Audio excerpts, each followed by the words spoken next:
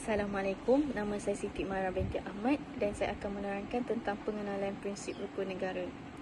Prinsip rukun negara merupakan satu prinsip atau pegangan yang sangat penting kepada negara Malaysia kerana tanpa prinsip dan pegangan ini, rakyat Malaysia tidak mampu untuk terus bersatu padu dan bekerjasama tanpa timbulnya sebarang masalah di antara kaum, agama dan bangsa.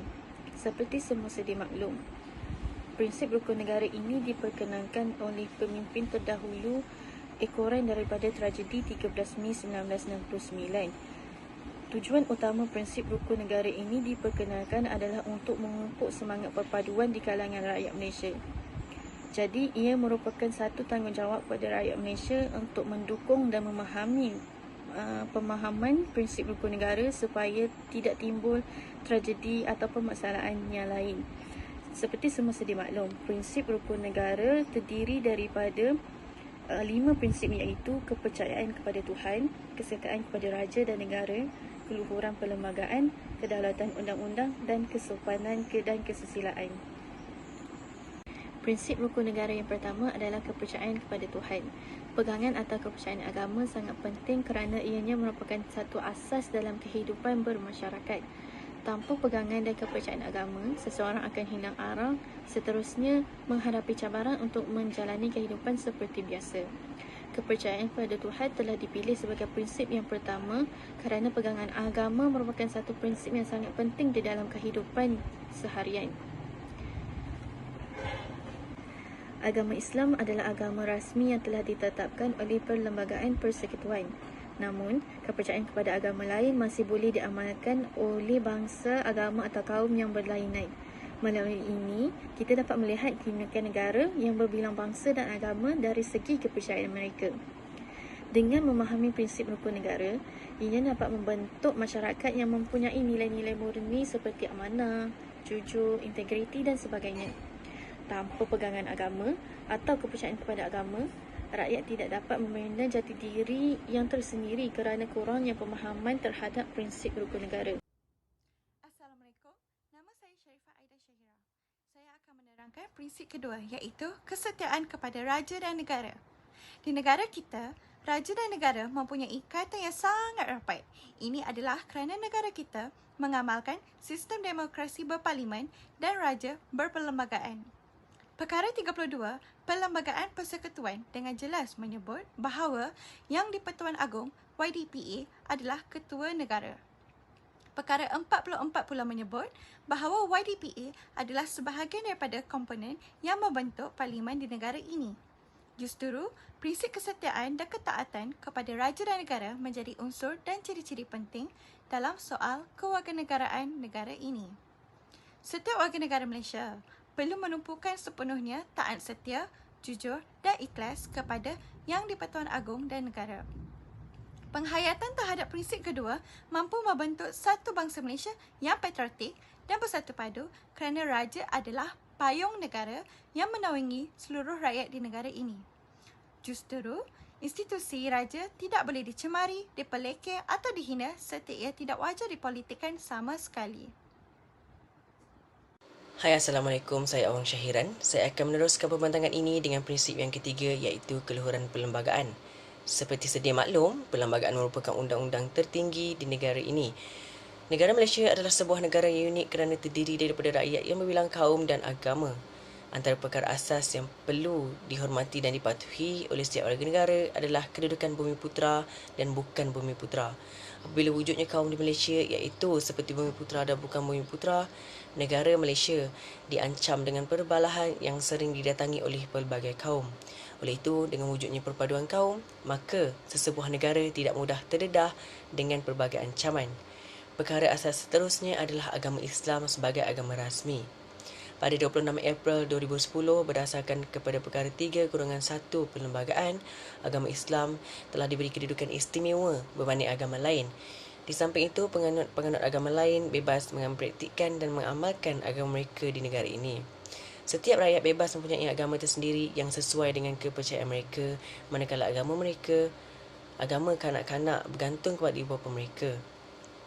Perkara asas seterusnya adalah bahasa Melayu sebagai bahasa kebangsaan. Bahasa Melayu ini berperanan sebagai bahasa perpaduan antara kaum di Malaysia. Perpaduan ini sangatlah penting dalam masyarakat yang bilang kaum di negara ini. Perkara asas yang terakhir adalah hak asasi rakyat. Pada tahun 1995, Perlembagaan Persekutuan merupakan dokumen perundangan utama Malaysia yang telah didraftkan oleh sebuah jawatan kuasa kerja yang dianggotai oleh perwakilan British, penasihat-penasihat Majlis Raja-Raja dan ketua-ketua ahli politik. Draft tersebut telah dikemaskini oleh Suruhanjaya Red yang membawa kepada kemerdekaan Persekutuan Tanah Melayu.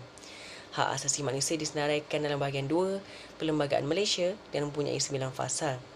Secara dasarnya, Perlembagaan Persekutuan telah menjadi rujukan utama kepada hak asasi rakyat di Malaysia. Kewujudan Suruhanjaya Hak Asasi Manusia (Suhakam) dilihat sebagai satu institusi penting dalam mempromosikan pendidikan hak asasi manusia kepada rakyat Malaysia. Assalamualaikum warahmatullahi wabarakatuh. Saya Muhammad Daniel bin Basri akan menerangkan prinsip rukun negara yang keempat, iaitu kedaulatan undang-undang. Bagi yang sedia maklum, semua masyarakat dan institusi bertanggungjawab kepada undang-undang yang sedang dijalankan. Sedang dikuatkuasakan. Di sisi undang-undang, semua masyarakat di negara tersebut mempunyai taraf yang sama. Dengan adanya undang-undang juga, negara kita akan lebih aman dan stabil. Kita juga mempunyai hak kebebasan yang terjamin di negara kita. Contoh hak kebebasan yang diberikan adalah seperti hak memilih. Hak memilih, kita dibenarkan memilih pemimpin untuk memimpin negara kita. Tetapi hak yang diberikan kebebasan oleh perlembagaan tidaklah termasuk dengan hak menggulingkan kerajaan. Di sini, dengan adanya undang-undang, negara kita akan berasa selamat dan masyarakat akan dapat hidup dengan aman dan harmoni. Seterusnya, saya akan menerangkan prinsip yang terakhir, iaitu prinsip kesopanan dan kesusilaan. Prinsip ini juga penting bagi sesebuah negara. Ia bertujuan untuk membentuk rakyat yang bersopan santun dan bersusila selaras dengan kempen budi bahasa dan nilai murni. Sifat sopan santun dan bersusila juga sangat penting dalam konteks perhubungan yang berbilang kaum dan bangsa. Prinsip ini juga dapat membentuk individu dan masyarakat agar lebih berdisiplin dan bermoral tinggi bagi mewujudkan sesebuah negara yang aman dan harmoni. Kesopanan dan kesusilaan ini juga menjadi faktor untuk menjadikan negara itu sebuah negara yang terus berkembang maju. Kesimpulannya, rukun negara ini menjadi satu titik permulaan ke arah pencapaian perpaduan dalam kalangan semua etnik di Malaysia. Apabila rakyat Malaysia menghayati maksud rukun negara dengan sepenuhnya, maka ia akan memudahkan proses pentadbiran negara kerana rakyat mula sedar tentang konsep hormat menghormati antara satu sama yang lain tanpa warna kulit, latar belakang dan budaya sesuatu masyarakat. Sehubungan dengan itu, matlamat rukun negara dapat dicapai dengan mudah tanpa prejudis. Melalui perpaduan, akan dapat membantu negara kita mempertingkatkan dan mempergiatkan lagi pertumbuhan ekonomi, mengekalkan kestabilan politik dan sistem pemerintahan negara yang bersifat liberal dan demokratik. Akhir kata, prinsip rukun negara amat penting untuk sesebuah negara untuk mencapai perpaduan agar tidak dianggap lemah dan tidak mudah diancam sama ada oleh kuasa luar maupun dalam negara sendiri.